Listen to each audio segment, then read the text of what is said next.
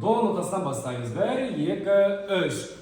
Do, re, mi, fa, sol, la, si, do, si, la, sol, fa, mi, re, do. Жан бір әлі. Кітапта мазмұны бар, сөзі бар. Ашамыз.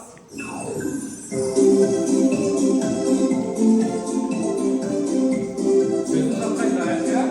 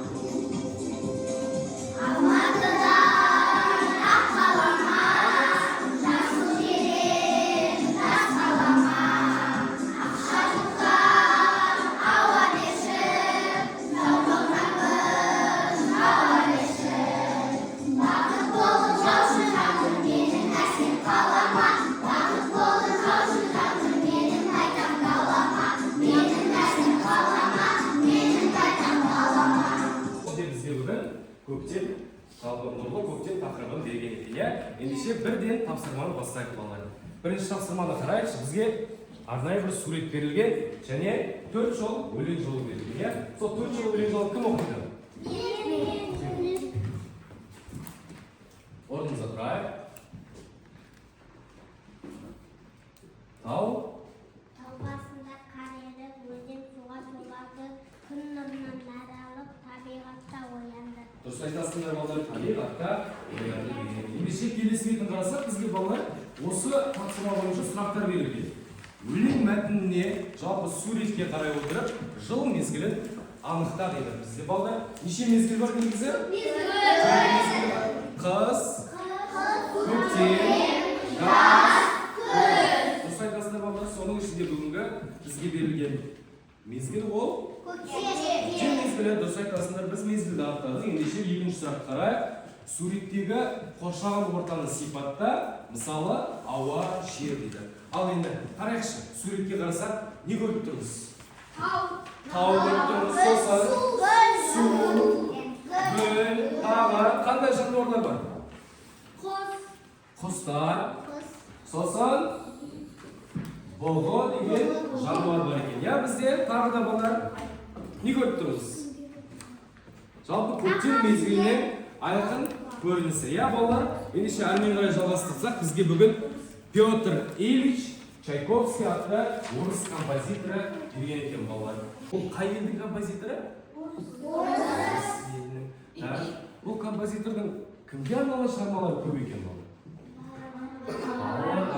Яғни өздеріңе, я? Ендеше бүгін бізге қандай шығармасын берген екен? Бір шығармасын атап өткен. Оның ішінде бізге көктем шығармасын берген екен балалар. Ендеше келесі тапсырманы қарасақ, бізге осы көктем шығармасы туралы тапсырма берілген, тыңдау тапсырмасы. Ендеше мен бірінші сіздерге қосып берейін, ешкім шоламай. Барлығыңыз үндемей тыңдаймыз, я?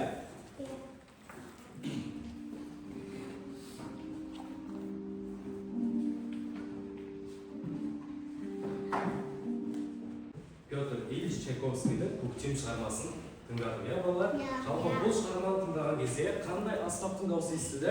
Пианино аспабының дауысы естіді, я? Енді бұл шығарманың жылдамдығы қандай? Тез, орташа? Жай, я? Себебі балалар, не үшін жай деп ойлайсыңдар?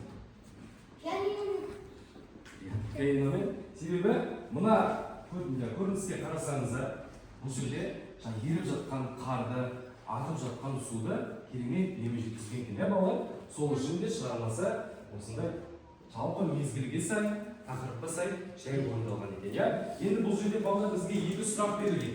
Қарайықшы, бірінші сұрақ бейнежазбадағы Чайковскийдің көктем шығармасын тыңдап, табиғат өзгерісін бақыла дейді. Жалпы қандай өзгеріс бақыладыңыздар? Қандай өзгеріс? Қыс мезгіліне шығып, көктем мезгіліне ауысып жатыр. Сол мезгілде қандай өзгерістер болады?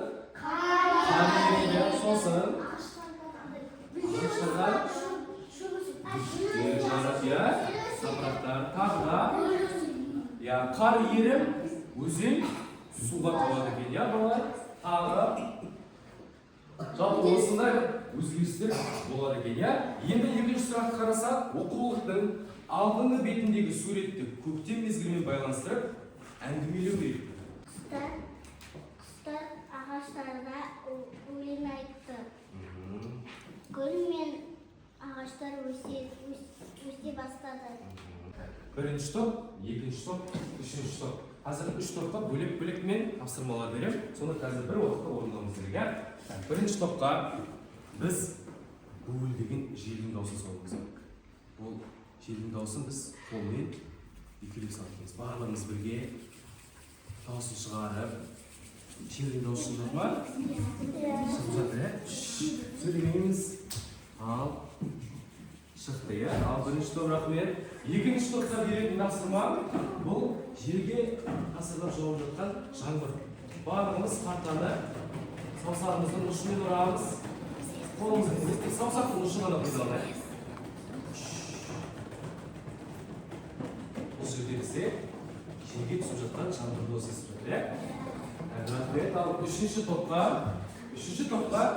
аяқ тарсылдатып найзағайдың дауысын естіту керек, Барлығымыз орнымыздан тұрайық. Үшінші топ. Бұл бізде найзағайдың дауысы, Енді балалар, сіздер жел қайда шығып? Жел соғып жатыр, Ар жақтан жаңбыр жауып жатыр. Ой, не деген найзағай.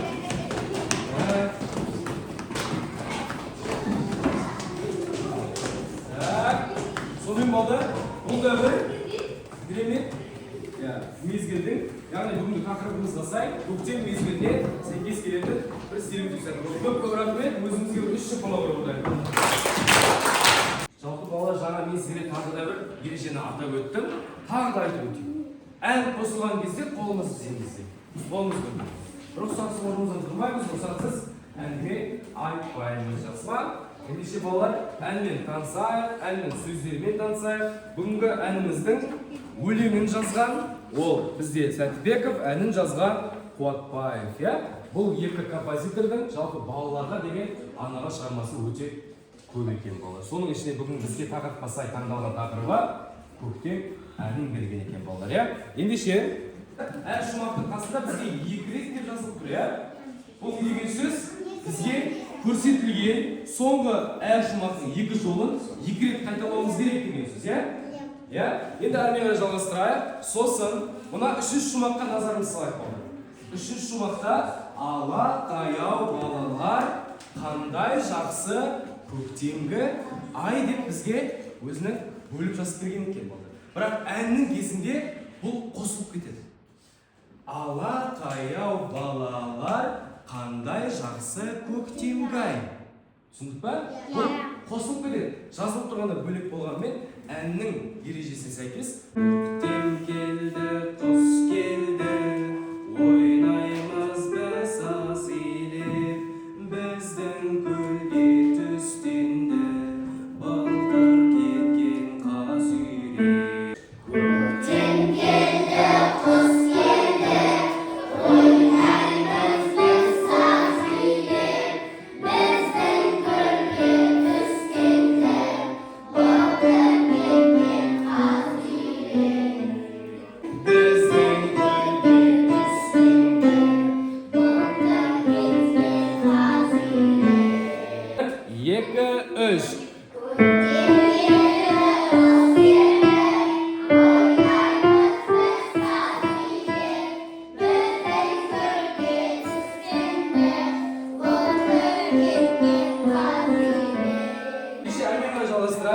Енді балалар, келесі бізде тапсырма, бізге керемет аспаптармен тапсырма берілген екен балалар. Қараймыз, төртінші тапсырма, шығармашылық тапсырмасы. Көктем әнінің шумақтарын төмендегідей үлгіде сүйемеді дейді. Бізге балдар бүгін ритмикалық тапсырма беріп жатыр. Ендеше алдарыңызда қараңыздар, мына суретке байланысты суретте тұрған аспап тұр жалпы. Қараңыздар, ұстап қарайық. Бұл аспап бізде асап аяқ аспабы, иә?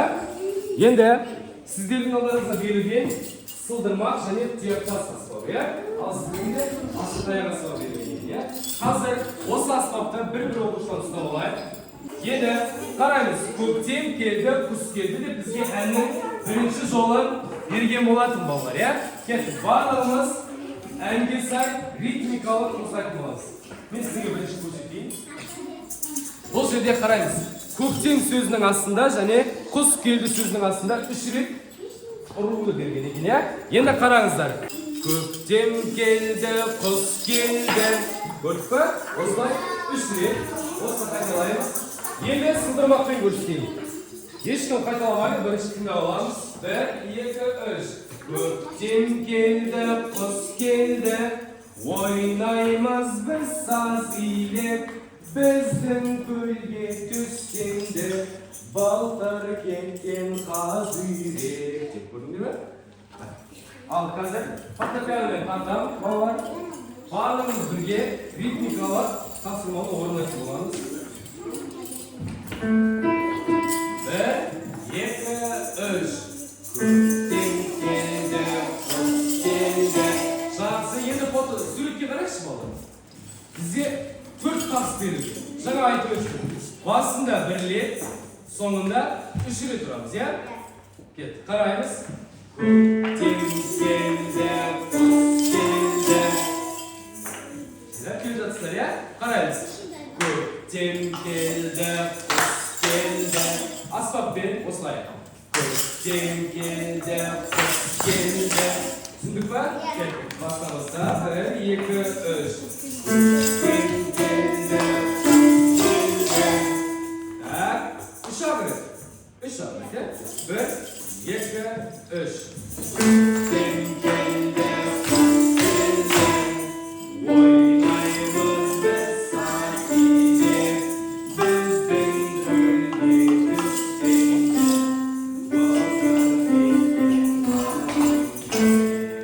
Көктем келді, құс келді. Так, бастамастаймыз.